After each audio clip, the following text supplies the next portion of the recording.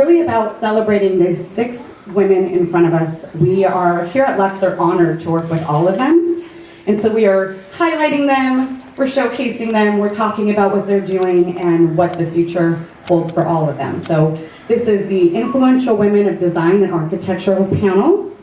And we're gonna have some fun with it. When we're done, you can ask questions. We're all nervous, it's not a big deal, there's wine. We were hoping there was tequila, but it's okay. It's all right. We do have tequila. Okay, now you're speaking my language. But it's all fine. We're just here to celebrate you and the industry. So I am first gonna start it off. I'm just gonna start with Deana because Deana, first of all, this is your space. It's gorgeous. Thank you for hosting. Just tell us who you are, a bit about your business, and what makes you different and sets you apart. Sure, and thanks everybody for coming. What a nice turnout. This is amazing. We really appreciate you being here. I'm Deana Duffek. This is our showroom. It's called Pure Design House. I've been a designer for over 25 years. I've been in the business, grew up in the business with my grandfather that was a builder and uncles that were architects and aunts that were designers, so I've been doing it, it feels like much longer than 25 years. But several years ago I got really sick with mold toxicity, and I went on a journey to source really clean, non-toxic materials. And as someone that grew up in the business, I didn't realize how challenging that was going to be. And if it was that challenging for me, I thought, God, this is going to be impossible for clients or other people in the industry. So the impetus of this showroom is just that. You know, our intention is to have the cleanest, purest, non-toxic products, building materials that you can find here. And we do all the legwork for you, take the hard part of the sourcing out of that for you. And then we welcome other designers and builders and architects, and we want this showroom to be a resource for all of you. We still run our design business out of here. But we really want it to be a shared space for the community, so it means a lot that you're all here. Thank you so much.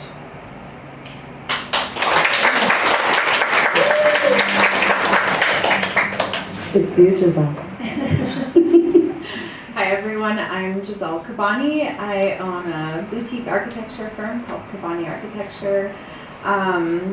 I've been doing this for about 17 years, and when I met Alyssa and Callie, you know, we really talked about women in this industry and how we hope to see more of us in the architecture role.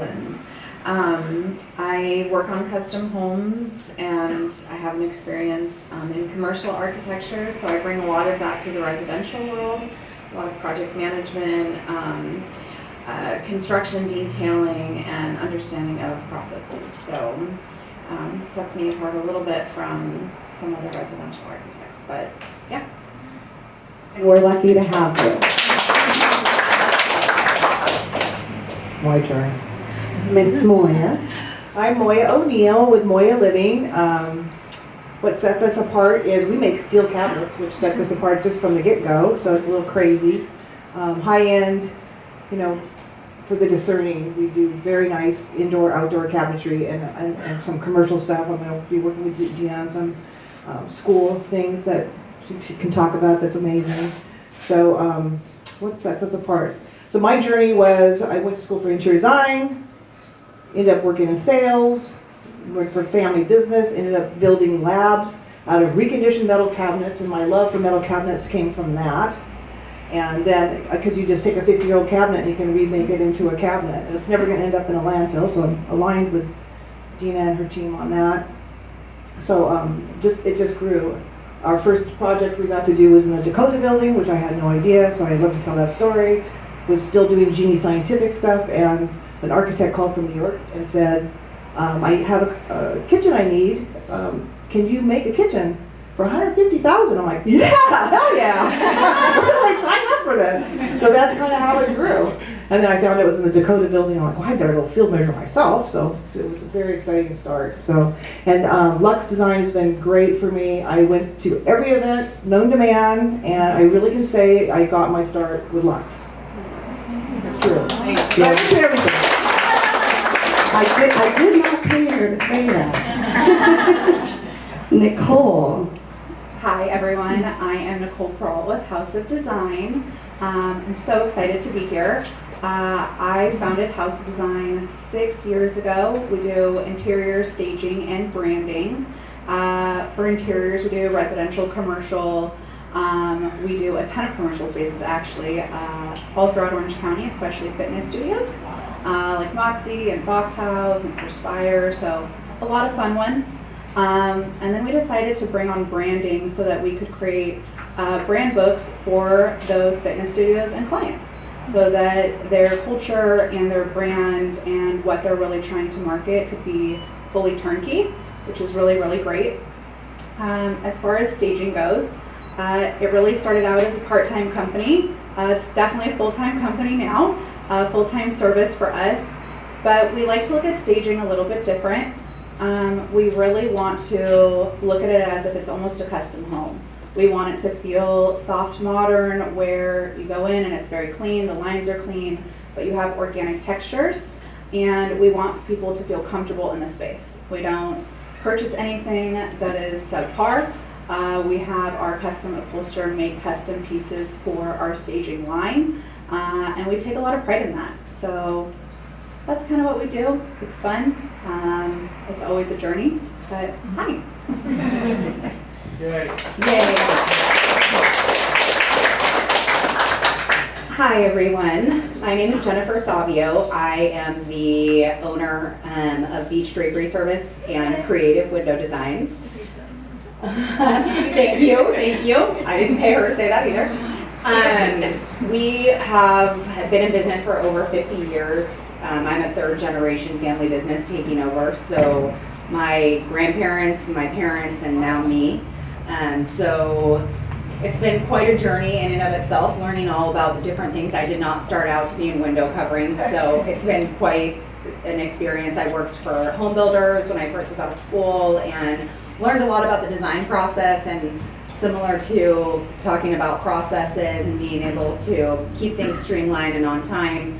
Then my dad said, I'm ready to retire. And I said, oh, I guess I'm ready to take over a window treatment business. So it's been really, really, really a great experience. We make all of our draperies custom made in Irvine, and they have been kind of like a family business inside of a family business. I've had people with me for 25 plus years making the window coverings, so it's been a great experience. So we represent a lot of different brands, but mostly Hunter Douglas is what we show out of our showroom. They obviously are a great manufacturer. They stand behind their product. They're very innovative in the design that they do. They offer a top-notch product, and we really support what they do, and they support us. So it's been a great relationship, and we work with a lot of designers and home builders and architects and you name it, general public, everything. So that's it. Yeah. That's it. Thank you, Jennifer. Josephine. I am kind of my back to everybody Okay. here, but it's okay. I'm Josephine Leaders. I'm with Alpha Wellness Sensations, and we have our global office in Belgium, but I office out of San Diego. And we are a design, engineering, and manufacturing firm. We do custom saunas, steam rooms, hammams, wellness centers, salt caves, red light therapy beds, hot tubs, cold plunges, everything wellness. Our clientele is luxury residential clients, and we do commercial spaces like resorts and hotels. And what really makes us different is our commitment to integrity in everything we do. Like you, Deana, we care about the quality of materials, no off-gassing, no glues, resins, toxins, pesticides. We're built for longevity, so yeah, that's pretty much us. Amazing. It's a lot of experience here, so I'm going to jump into the question about mentors and who shaped you and inspired you personally and professionally. I'm going to start with you, Deana. You know, I had mentioned I grew up in the business, so I feel like from the time I was a kid, I was working around creatives, doers, shakers. You know, I have so much respect for the people in our industry, the builders, the architects, the designers, the makers, and innovators. And that's really who inspires me. people thinking out of the box. I mean, what you're doing is fantastic. I mean, thinking about, it shouldn't be this hard to source product, and to do the things that we're trying to do in the well space. So I think I admire the people that have come before me doing similar type of work. Giselle, same question. Especially, we did have this conversation about, being a woman and being an architect. So who was your mentor? Who inspired you? Well, I think, thinking back to architecture school, all your professors say, when you graduate, please go to a design firm. Please go to a design firm. Don't go to a firm that only does production or construction documents, and keep your mind open so that you're always designing, which I did when I graduated college. So I graduated my degree. I started with a large firm in downtown LA. They were based out of Miami originally and had an LA office. It was called Architectonica. I don't know if you guys have heard of them, but they do large condo and hotel towers. So I started working for them, but I quickly realized out of school that I didn't really understand the designs that we were putting together, right? How is this actually going to get built? I could put together floor plans, we could do these crazy exterior designs, but how would this actually get executed? I felt like it was a big deficiency in what I knew coming fresh out of college. So I decided to find another job, and the job that I found was actually in Texas. So I moved to Texas, and this firm was really committed to mentoring their young architects in the office. So they were a construction company with an architecture firm within it. So I felt like there were so many great resources in that office just because it was a 100-year-old construction company. So my particular boss in there, we worked on big commercial renovations, so mall renovations, hospital renovations, and we sat in really large rooms for meetings. So there was a lot of clients involved, a lot of professionals, a lot of engineers, and here I was maybe 24 years old and not really knowing where my place was. But my boss at the time, I quickly realized, also didn't have the answer to every question that was being asked at that table. So in these large meetings, he could, as an architect, we're really responsible for leading the design and leading the conversation and also problem solving.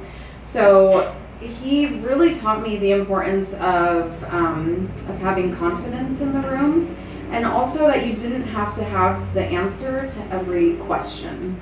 And I swear I still use that to this day. And he probably doesn't even know that he taught me this, but it was just by watching him, that you can sit in a large room, that you can be amongst people, and you may know a lot, you probably won't know everything, but there's always an opportunity to come back to the table, and if you don't have the answer right away, that you can always take a minute, come back, and find the answer at a later time. He really taught me the skills to be in a large setting that way and be able to answer difficult questions, and you didn't have to be put on the spot. And so it gave me confidence to be able to sit in a room even like this, which feels very intimidating with all of you professionals that, that we're smart, that we have the expertise, but we're not always going to have the answer at the tip of our tongue to every question that's posed. And there is a way to tackle that. So he was probably my best mentor. And that's great advice for all of us to hear. My next question is, we're going to start with Jennifer. What major goals do you have for your company in the future, and why?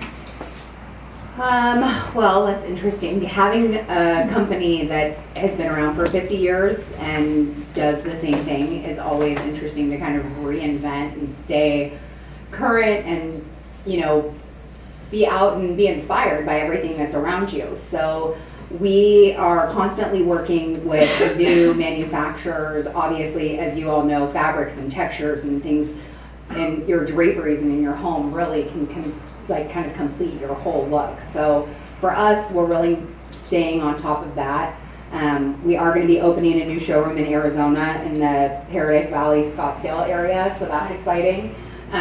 We just feel like there has been such a need for growth out there that's really transferred, and a lot of the design community has really expanded and really could use something like us out there for that. So Congratulations. Nicole, same question for you as well. So when I first started House of Design, I really wanted to be turnkey for our clients and as seamless as possible. So about 2 years ago, Dustin, who's here, he's an architect, and I partnered in House Design and gave that as an option to our clients. If they didn't have an architect, the communication could all be in-house. And it's made it really seamless. In that partnership, we have been going after builders, and I'm not talking about our residential builders who we love and is our bread and butter of our remodels and new construction, but multifamily, going after amenity spaces, doing something that's a little bit less emotional is maybe a good way to say it. I'm sure everyone can relate to that in this room. Still keeping that entire vision that we have with our custom clients, but just giving us another opportunity and avenue because we have been doing that for so long. We've been in this industry for 14 years. The company is 6, and that's everything that I know, and it allows a challenge of being competitive in pricing, and it also opens up a door from a standpoint of maybe doing flips or things like that, because you do have to watch every single dollar that goes out. So it does create a different opportunity than just doing custom residential and custom commercial TI spaces. Smart. And when I met you, I was like, when do you sleep? I don't know when you sleep. I don't know. My next question is for Moya. Metal cabinets are different. Could you tell us the story behind it and some of the differences between high-end wood? Okay, so metal cabinets have been around a long time. They kind of died in World War II. So they came back. Viking was going to bring back St. Charles, and then that died too. But the difference is our cabinets will never end up in a landfill. The worst case scenario, they don't end up in your kid's garage, is they'll end up recycled. They're durable, and when you say metal cabinets, everybody goes, oh, metal cabinets, they sound like a file cabinet. Until you touch my cabinets, then you'll understand, and some people in the room have done it. But it's a whole nother animal. It's hypoallergenic. I mean, when they marketed metal cabinets in the beginning, they were called vermin-proof. That's how long back they go. And for those of you people that have rats, it's perfect. No, That's our new marketing. it's called backwards marketing. Repulse your marketing people. But it's durable, and the thing I like is it's local to all the high-end trades. Like Brian's here from Burkhart Brothers. We do business with him. Dick Crawford. That they know where their stuff's being made. It's right up the street. They can go look at it. So I mean, I think that really means something. That you're saving on trucking. You're not. I mean, why are we buying everything from overseas when things are made right here? So. And I think there's a study shows that every time you buy one thing made in America, how many jobs it creates. I don't have that statistic. I should have looked that up before I said this. But there is a very interesting statistic for that. That maybe you can't buy made in America every time, but just try once in a while. So that's my spiel. And you should check out her space. It's pretty amazing. My next question, Josephine, what motivates and energizes you in your workday like nothing else? So the first thing that comes to mind is the Japanese word ikigai. If you're familiar with that, it's when you have the opportunity to do what you really love and then have a career around it. And so it energizes me when my staff, Erin's over there standing by the door, but when we are working on a project and it goes into that authentic, heartfelt space, and it does become emotional, because we have the opportunity to not only design something that's maybe award-winning or aesthetically beautiful, but it changes the lives because we're in the wellness sector. So when I get an email from a client saying, my wife and I use the sauna every day and it's exactly what we wanted, or sitting in this beautiful space looking out over this acreage and being relaxed because I have, a lot of our clients are very stressed, very high profile, and then it's affecting their life, I know that they in turn are doing better work in their space. And then we all just kind of go, yeah, we did it. And then it energizes us and we want to get back to doing that. It's not about the numbers or how much we made on that project. We don't even think about that. We're just super excited and we're in that flow state, I guess. And it's a very wonderful, blessed space to be in. Certainly energizes me. It's so true, because when you do right by others, and it just makes you feel good. Jennifer, same question. I would say just the relationship that we have with our clients. We spend, you can't know everything about window coverings because there's so much that changes on a regular basis, from the different products that are put out to the new safety regulations that are, coming out, eliminating cords, needing motorization, like you were speaking about, buying something locally versus everything that goes overseas. So I think really keeping our end user in mind, and then also the relationships that we have with our customers. A lot of our clients are repeat customers for their homes all over, and that's something that once they have a positive experience, being able to they talk to their friends about it and they refer us to people, and to trust us to finish a space that someone has spent the architecture, the design, all of those fine finishes, to be able to finish that space and have them love it so much and feel so happy in their homes, or even a commercial space, is really rewarding.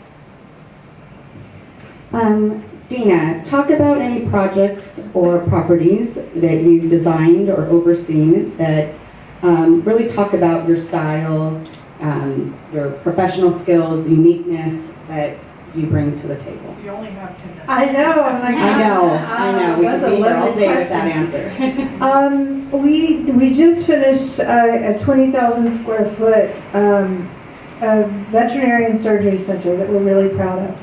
And I didn't know much about that space until we got into it. And the developer that we worked with, she was really on a mission. And we love working with developers like this. They really want to, they're disruptors and want to change the industry.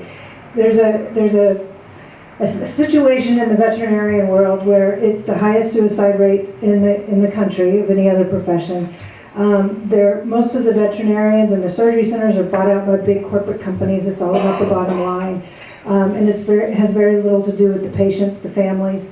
And the doctors that are taking care of these patients, they go to school for the same amount of time that an actual surgeon does, a human surgeon. They have the same amount of debt, the same amount of heartbreak, and they deal with the same amount of grief and with all of the families. So the developer came to us through the work that we do with our nonprofit.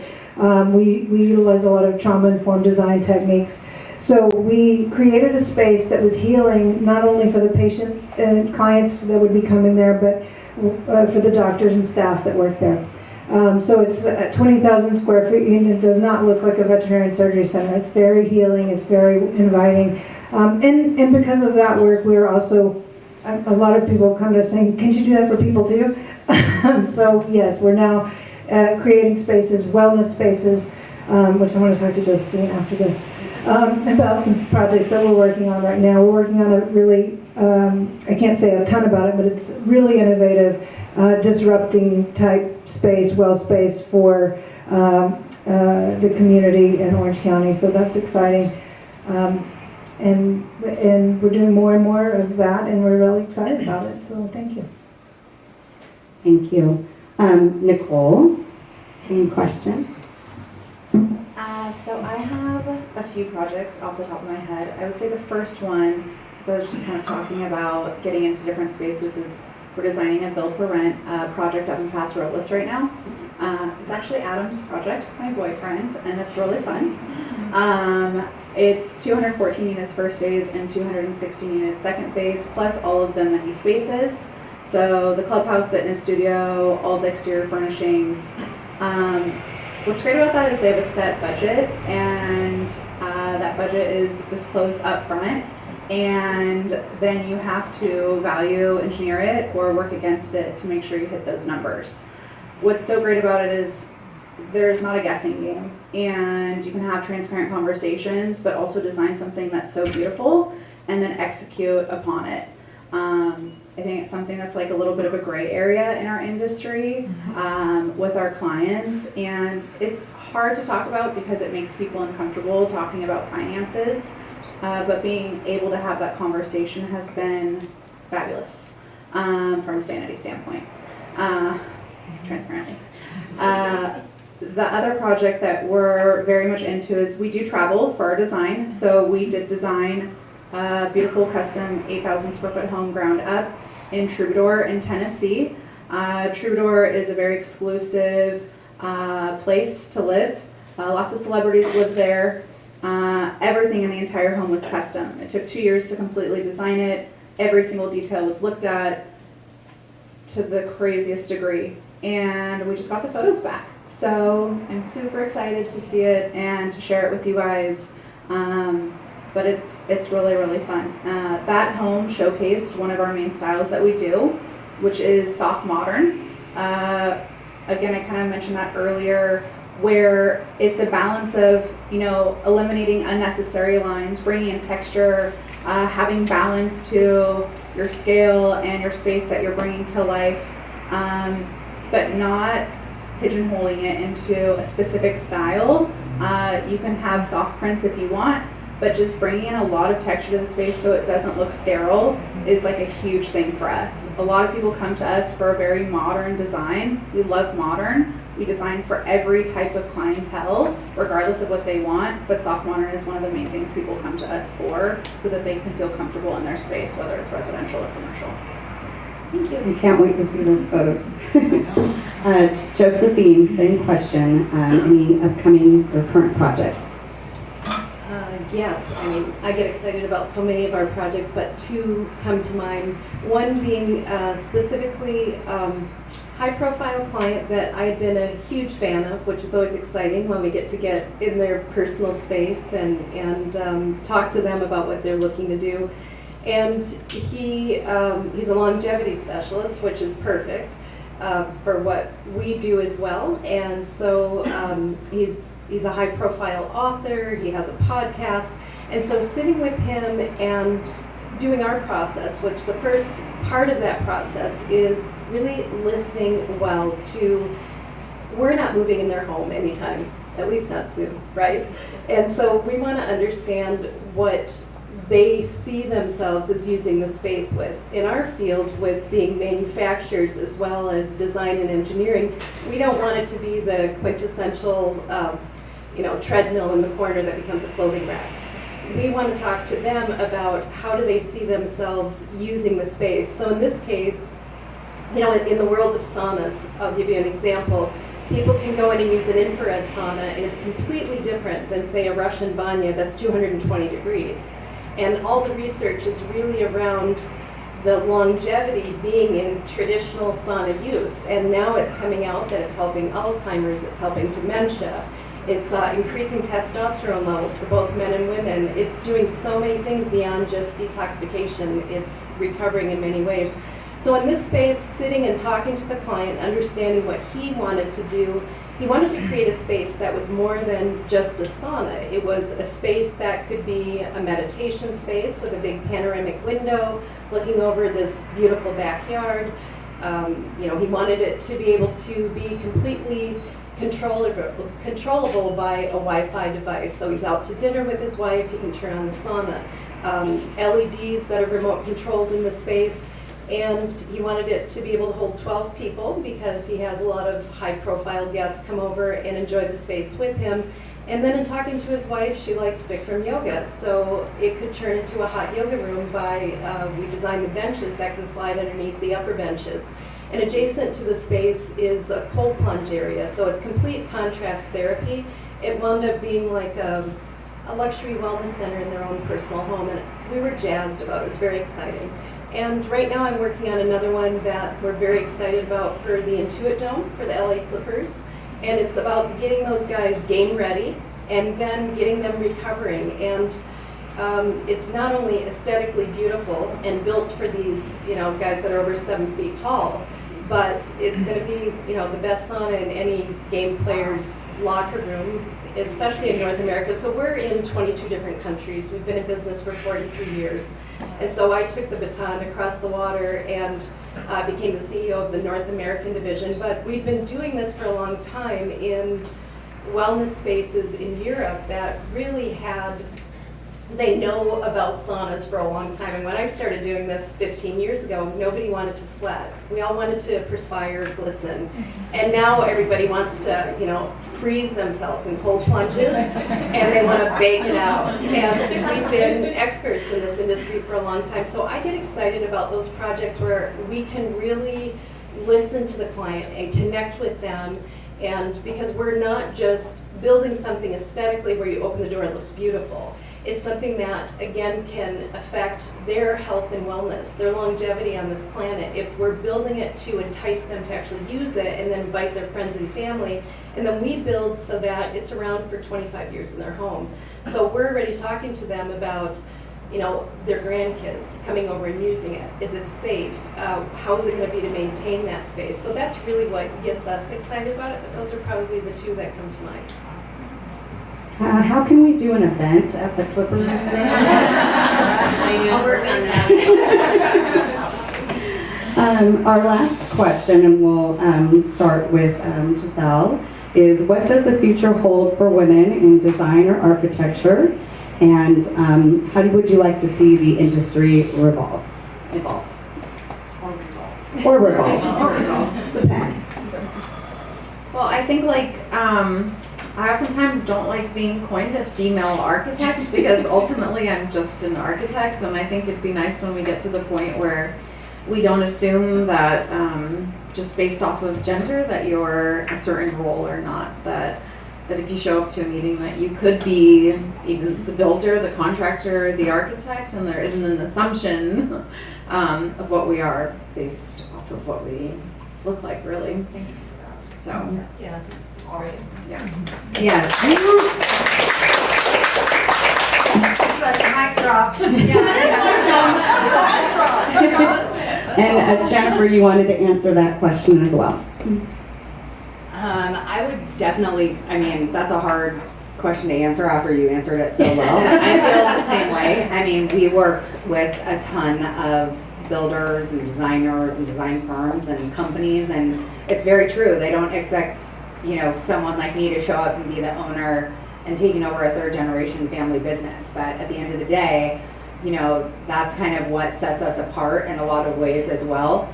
And so I think just being able to give back to that space as well and contribute in any way, not just because you're a female or not. So, And the last thing we're going to talk about, just because I'm in awe with Deana, and she does something pretty special, and it's called Design with Purpose. So she's going to leave us with what she does. Oh, thanks. That's so nice. I mentioned it before, we have a nonprofit called Design with Purpose. It's a 501c3. We started originally, as most of you know in this room, we go into these massive properties and people are just, get rid of it. I had a really hard time with that. So I tried to come up with a way where we could repurpose, repackage, reuse whatever was donated to us. So we have a warehouse, and we started pulling product, and we quickly developed a relationship with Children's Hospital of Orange County. So originally we started by going into kids' rooms that had been in the hospital for an extended period of time. We would redo their homes at no charge to them, make it ADA compliant. And that doesn't necessarily mean we can always reuse a $100,000 chandelier, but we can sell that chandelier and it create a sustainable business model for our nonprofit. But we've since, in the past several years, partnered. We still have a nice partnership with Children's Hospital of Orange County. We also have a partnership with the Orange County Department of Education. And we create what we call well spaces. We've committed to doing every middle school and high school in Orange County. And the well spaces are intended, again, we use our trauma-informed design techniques, biophilic design approach. And it's intended to give kids the tools that they need to learn how to self-soothe, self-regulate. We have 12 different regulation stations that we put in the rooms. The rooms, just when you walk in alone, kind of reset your central nervous system. And a lot of these kids don't have outlets. They don't have safe spaces at home. So, these are the kids that would stay after school and sit in the counselor's office for hours on end because they didn't want to go home. or hide out in the bathroom. So now, and when we originally started doing the well spaces, a lot of the kids in the chatter was, oh, that's where, the special kids go or the whatever. But now we've normalized it so much that it's the cool place to go. It's the Zen den, and it's the, we let them weigh in, and we do focus groups so they get to contribute to what their rooms look like. Moya's been helping us on some of our projects, and we're looking at doing an entire school in Carlsbad. Need help. So we've been down to Carlsbad to look at a school that we're going to do that's it's a trauma therapy school, and it's kind of the last stop for some of these kids, and it was very heartbreaking for us to be there, but very proud that we can do that work to help these kids. So that's what we do in a nutshell. It's called Design with Purpose. We would love for all of you to be a part of it in any way. We do take in-kind donations. Like I said, you designers, you know how it goes. If you have that extra light, the extra whatever, fill in the blank. We are a 501c3, so we're happy to provide tax write-off and happy to have the partnership. So thank you. Thank you all for being here. Thank you. Pretty incredible. So thank you to our 6 panelists. Thank you for showing up and supporting Luxe, supporting these women, supporting our industry. There's still food. You do not need to leave yet. Again, Elisa, Callie, thank you for coming. We will have a lunch next Tuesday already with our fans over there, our lovely Lutron. You guys will all get an invitation. It's next Tuesday. But that's it. Thank you for coming.